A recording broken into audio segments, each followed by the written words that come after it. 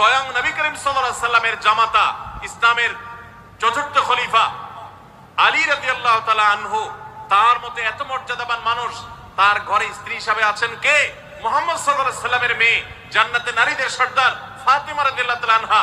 এত বড় মানুষ তারা, স্বামী স্ত্রী দুইজন, দুই দিককার নেতৃত্বে, একজন যুবকদের নেতৃত্ব দিবে, আরেকজন জান্নাতি যুবতীদের নারীদের নেতৃত্ব দিবে। এত বড় মর্যাদাবান মানুষ, তাদেরও দাম্পত্য জীবনে কিন্তু টুনটান হয়েছে। একবার আলী রাদিয়াল্লাহু তাআলা আনহু এসে মসজিদে টানটান হয়ে শুয়েছিলেন মাটিতে, মনটা খারাপ, ঘরে একটু হালকা ঝামেলা হয়েছে, তো এই জন্য মসজিদে নববীতে এসে মাটিতে শুয়ে আছেন।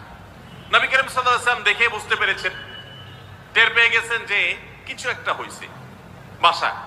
তখন তিনি জামাইকে ডেকে বললেন, কমিয়া আবা তুরাব, এ মাটির বাপ, মাটিতে শুয়ে আছেন, এজন্য রসিকতা করে বললেন, এ মাটির বাপ উঠো, দাঁড়াও দেখি কি হয়েছে বলো। ভাইরা আমার, দাম্পত্য জীবনে টুকটাক সমস্যা হবেই হবে। যারা বিয়ে করেন নাই আগে থেকে প্রস্তুত থাকেন,